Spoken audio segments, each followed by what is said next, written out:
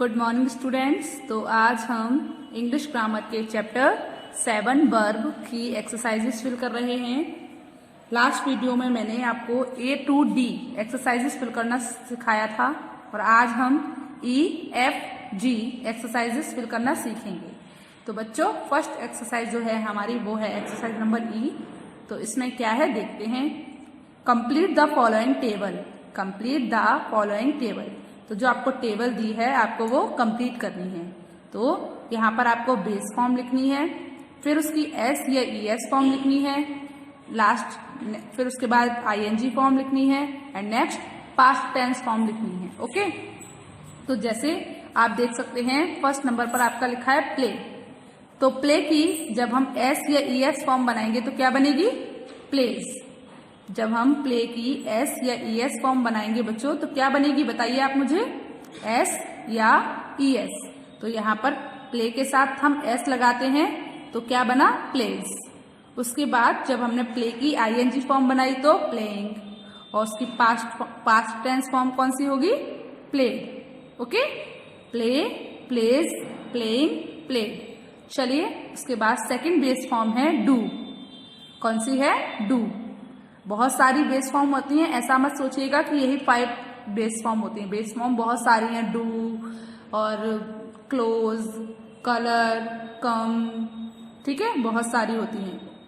तो उनमें से ये 5 हैं जिनकी हमें एस या ईएस फॉर्म लिखनी है, आईएनजी फॉर्म लिखनी है एंड पास्ट टेंस फॉर्म लिखनी है। तो डू की जब हम एस या ईएस फॉर्म बनाते हैं तो क्या लगता है? ईएस लगता है। तो डज। डू की एस या ईएस फॉर्म क्या हुई? डज। और उसकी आईएनजी फॉर्म क्या हुई बच्चों? डूइंग।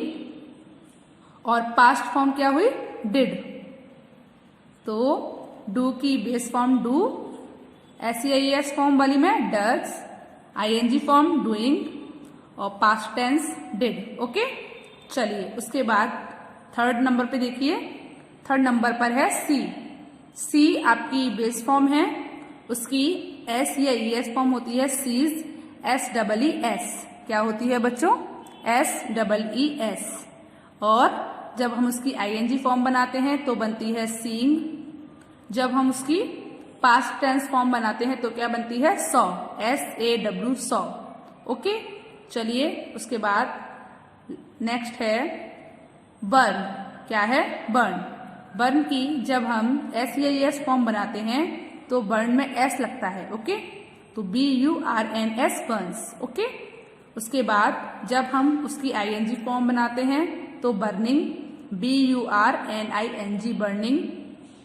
और बर्न की पास्ट टेंस फॉर्म होती है बर्न, BURNED, बर्न। ओके, चलिए उसके बाद नेक्स्ट है आपका क्राई। क्या है? क्राई।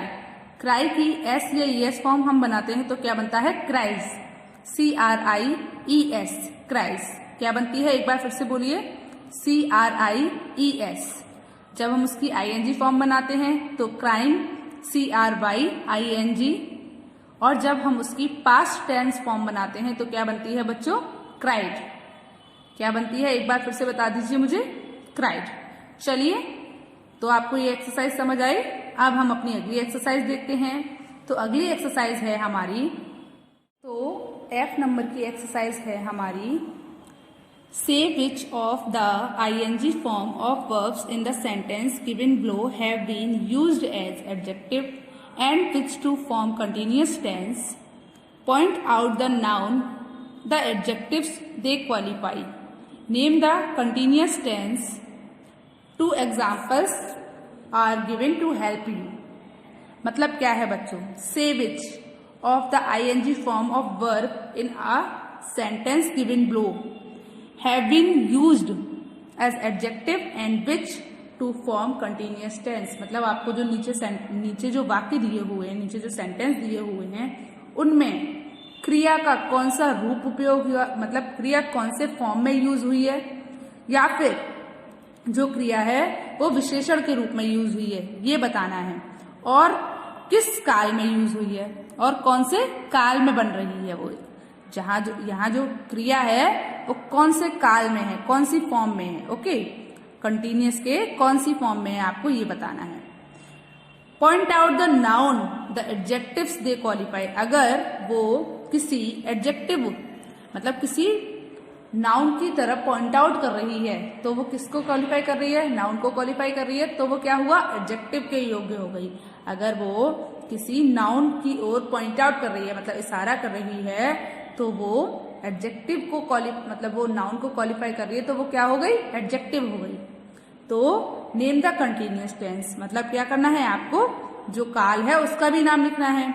जैसे कि 2 एग्जाम्पल दिए हैं, जैसे कि कंटिन्यूअस टेंस मतलब जो भी आपका टेंस चल रहा है, आपको जो भी आपका कंटिन्यूअस टेंस है इसमें आपको वो कंटिन्यूअस टेंस लिखना है। जैसे देखिए यहाँ पर वॉज रनिंग लगा हुआ था तो पास्ट कंटिन्यूअस टेंस था। अगर इज रनिंग लगा होता तो प्रेजेंट कंटिन्यूअस टेंस होता। तो हमने नाम लिखा है ना यहाँ पर, आपको वो भी लिखना है। ओके, चलिए अब हम सेंटेंसेस को देखते हैं और देखते हैं ये एक्सरसाइज हमको कैसे करनी है। फर्स्ट जो हेडिंग है, जो फर्स्ट पॉइंट है वो क्या है, John was running as fast as he could. मतलब क्या हुआ, जॉन भाग रहा था, जितनी तेज वह भाग सकता था।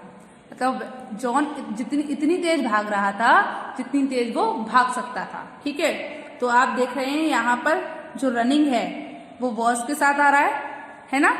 इसका मतलब ये क्या है, ये आपकी वर्ब है। तो यहाँ पर आपने लिख दिया रनिंग क्या है, आपकी वर्ब है, आपने लिख दिया।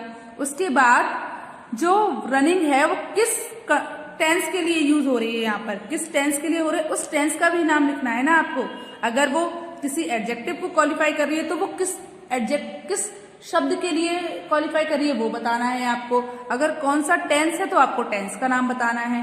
तो यहाँ पर वॉज रनिंग, तो यहाँ पर वॉज रनिंग मतलब पास्ट कंटिन्यूअस टेंस। आप ऐसे ही जब आप पास्ट कंटिन्यूअस टेंस देखते हो तो आपका वॉज आता है ना, वॉज या वर आता है।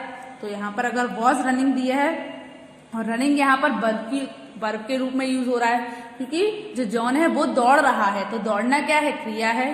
ठीक है, तो यहाँ पर जो रनिंग है वो वर्ब के तौर पर यूज हो रहा है और उससे पहले क्या है, वॉज। तो ये कौन से टेंस में चली गई, पास्ट कंटिन्यूअस में चली गई। ओके, चलिए ऐसे ही आप सेकंड सेंटेंस देखिए।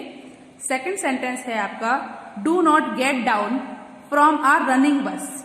अब आप देखिए यहाँ पर रनिंग बस मतलब दौड़ती हुई बस। तो यहाँ बस कैसी है, बस दौड़ती हुई है। तो यहाँ पर जो रनिंग है वो क्या कर रहा है, वो बस को क्वालिफाई कर रहा है। क्या कर रहा है, बस की विशेषता बता रहा है कि बस कैसी है, बता रहा है ना कि बस कैसी है। तो बस कैसी है, दौड़ती हुई है। तो यहाँ पर रनिंग क्या हो गया, एडजेक्टिव हो गया।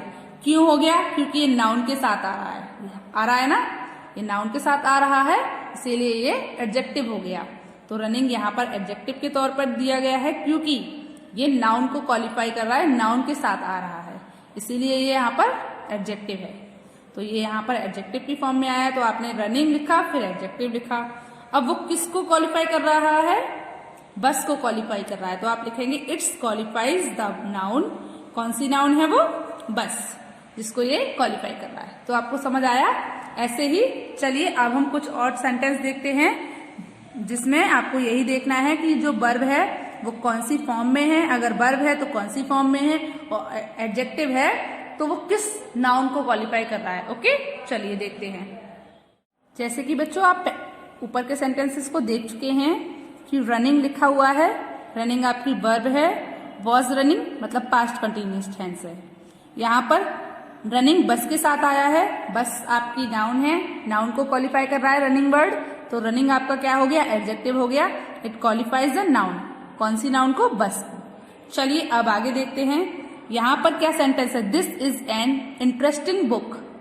तो आप देख सकते हैं यहाँ पर इंटरेस्टिंग में आईएनजी तो आ रहा है ना।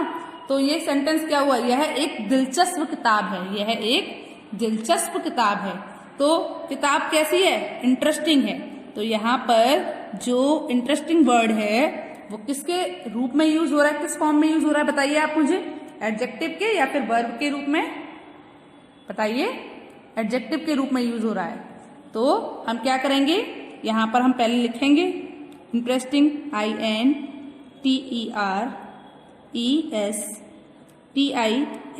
इंटरेस्टिंग।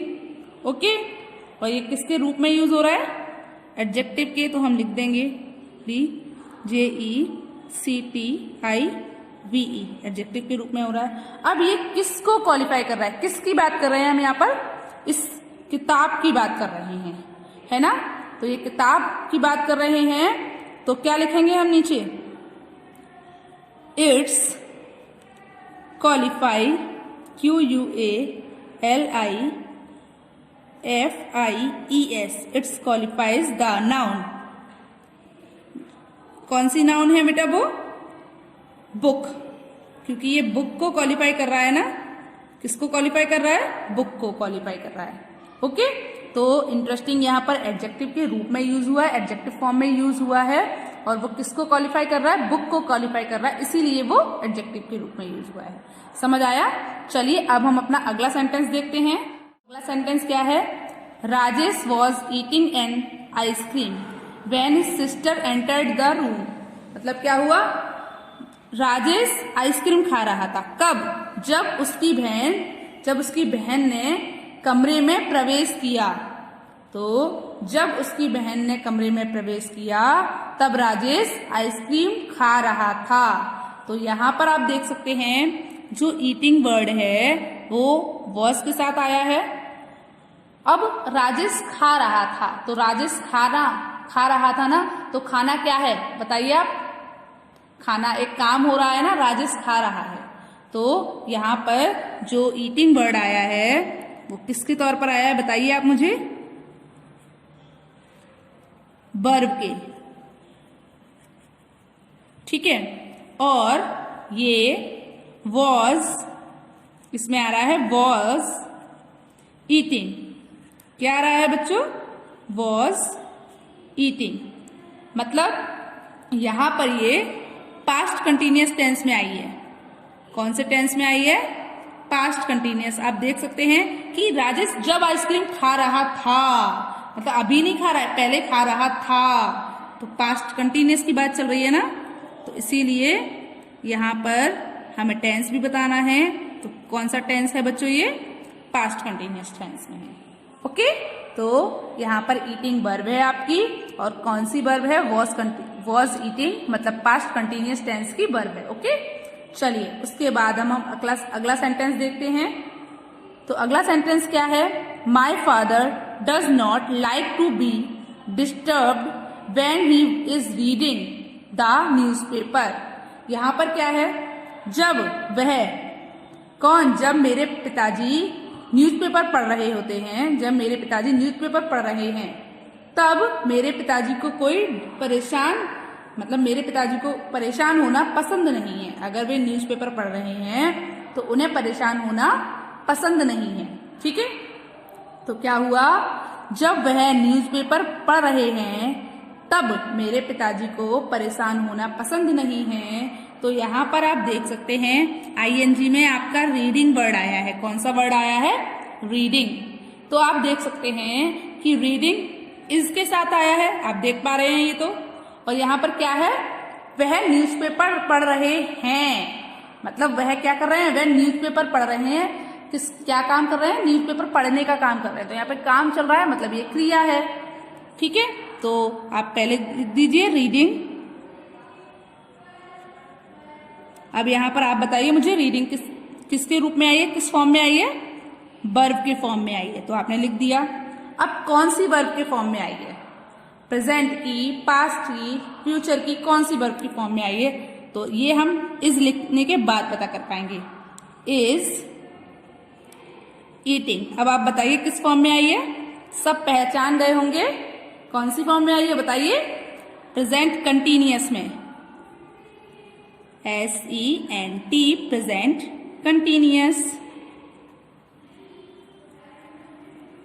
समझ गए ना? चलिए उसके बाद अगला सेंटेंस देखते हैं।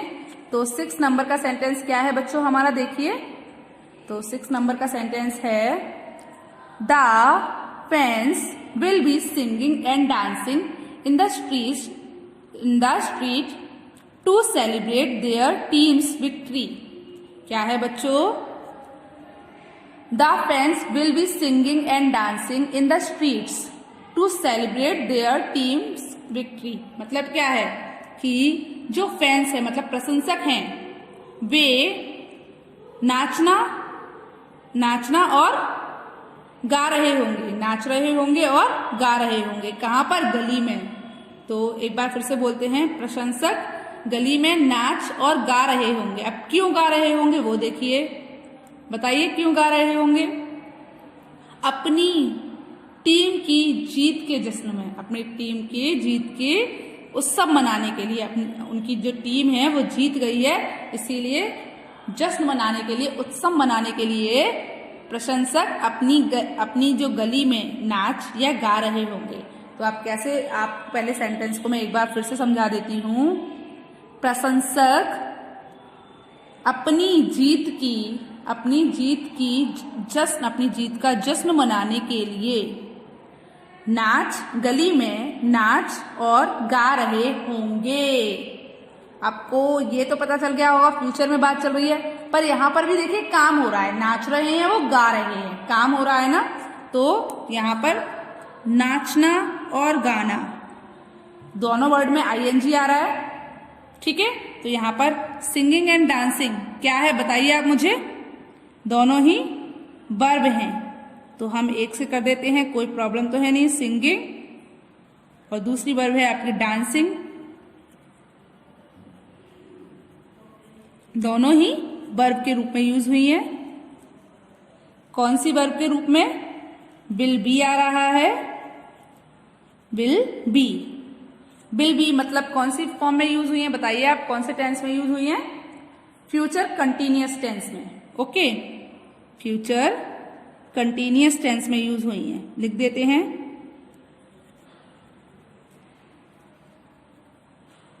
ओके, FUTURE फ्यूचर कंटिन्यूअस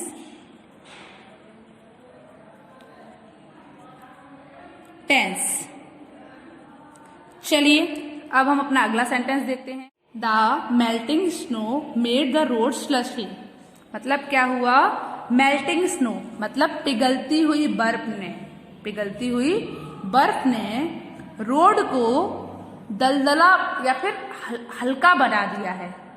जो पिघलती हुई बर्फ है उसने रोड को, सड़क को हल्का या फिर दलदला बना दिया है। ओके, तो आप कैसे लिखेंगे इसमें? देखिए आप, जो आपका मेल्टिंग वर्ड है वो नाउन के साथ आ रहा है, स्नो मतलब वर्ब है, ठीक है, ये नाउन है ना।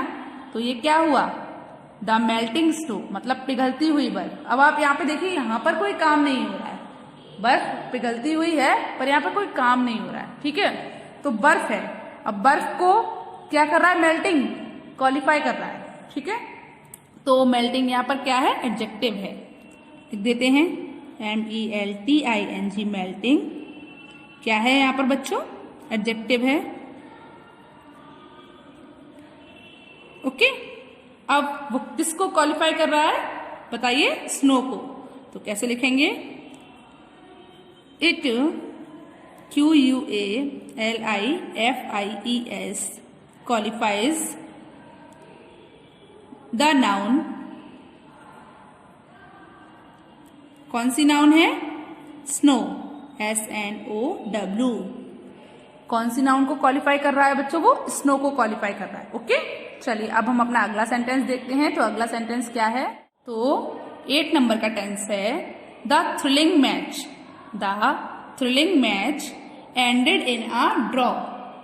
Ended in the draw. Thrilling match. तो यहाँ पर जो थ्रिलिंग वर्ड है वो क्या है आपका? एडजेक्टिव है।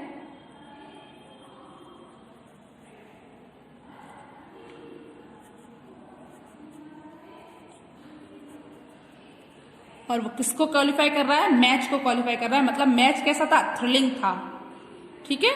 तो यहां पर आप क्या लिखोगे? इट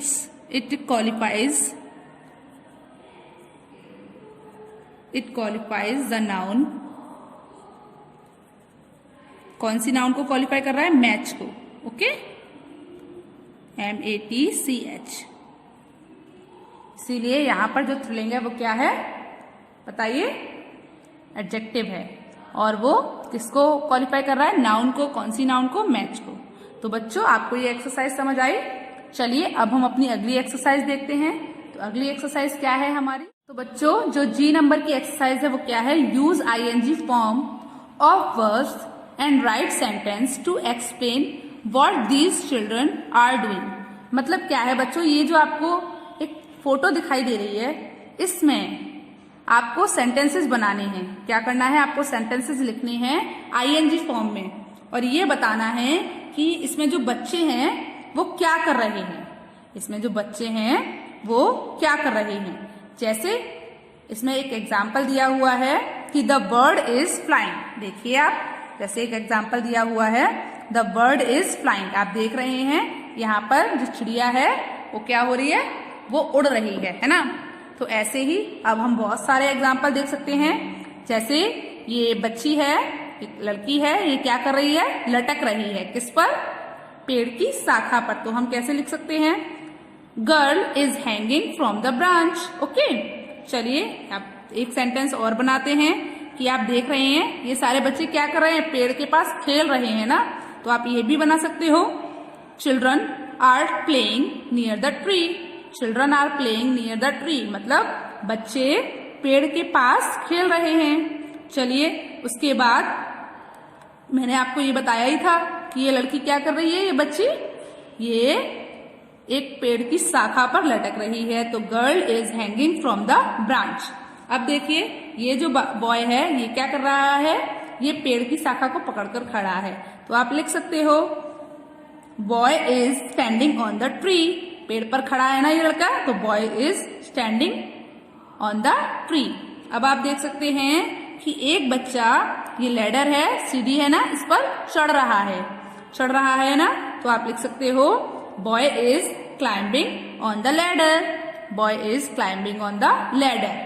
अब देखिए उसके बाद यहाँ पर आप देख सकते हैं एक बच्चा सो रहा है ना, सॉरी यहाँ पर आप देख सकते हैं एक बच्चा सो रहा है ना। देखिए ये पेड़ के ऊपर सो रहा है ना। तो आप क्या लिख सकते हो, boy is sleeping on the tree. ये बॉय है, ये लड़का है और ये क्या कर रहा है, ये पेड़ के ऊपर सो रहा है। तो आप कैसे लिख सकते हो, boy is sleeping on the tree. अब देखिए आप देख रहे हैं बच्चों आप देख रहे हैं कि ये जो लड़की है ये क्या करी है, ये इस सीढ़ी को पकड़ी है, इस सीढ़ी को पकड़ी है ना, होल्ड करे हुई है ना। तो आप कैसे लिख सकते हैं, girl is holding the ladder, क्योंकि वो लैडर को पकड़ी हुई है। तो आप कैसे लिख सकते हैं, girl is holding the ladder. अब आप देख रहे हैं ये बच्चा पेड़ से गिर गया है, अभी इसके लग गई है ना, तभी तो ये देखो आंखें बंद कर रहा है। तो कैसे लिखोगे आप, boy is falling from the tree. पेड़ से गिर गया तो कैसे लिखेंगे, boy is falling from the tree. Okay, चलिए उसके बाद आप देख रहे हैं ये जो पेड़ की शाखा है, मतलब पेड़ की जो शाखा है उसके पीछे छिप गया है। तो बॉय इज हाइडिंग, छिपा हुआ है ना, इनसाइड द ट्री ट्रंक। क्या हुआ बच्चों, इनसाइड द ट्री ट्रंक। उसके बाद देखिए आप, ये बच्चा है पेड़ की शाखा पर झूला झूल रहा है ना। तो आप कैसे लिखोगे, boy is swinging on the swing. तो स्विंगिंग मतलब झूल रहा है, स्विंग मतलब झूला। ओके, तो क्या हो गया, boy is swinging on the swing. चलिए एक और सेंटेंस बनाते हैं। अब आप क्या देख रहे हैं, आप देख रहे हैं ये बच्चा खड़ा है, तो boy is standing on the tree. तो देखिए हमने इसी तरीके से, जैसे मैंने आपको ये सेंटेंस बताए हैं वैसे ही मैंने 10 सेंटेंस लिखे हैं, आप भी लिखेंगे। Child is sitting under the tree, children are playing near the tree, girl is hanging from the branches, boy is climbing on the ladder, boy is sleeping on the tree, girl is holding the ladder, boy is falling from the tree, boy is hiding inside the tree trunk, boy is swinging on the swing, boy is standing on the tree। ऐसे ही जैसे मैंने किया है वैसे ही आपको इस photo को देखना है और आपको जो भी दिखाई दे रहा है आप उस पर एक एक सेंटेंस बनाना है कंटिन्यूअस में, क्योंकि आईएनजी फॉर्म के साथ बनाना है। तो आईएनजी फॉर्म हम कंटिन्यूअस में लगाते हैं, तो आप भी प्रेजेंट कंटिन्यूअस में इस फोटो को देख देख कर सेंटेंसेस बनाइएगा। ओके, चलिए तो आपको इंग्लिश ग्रामर के चैप्टर 7 वर्ब की एक्सरसाइजेस समझ आई। तो बच्चों आपको ये सारी एक्सरसाइजेस अपनी इंग्लिश ग्रामर की फेयर नोटबुक में करनी है। ओके, चलिए गुड बाय।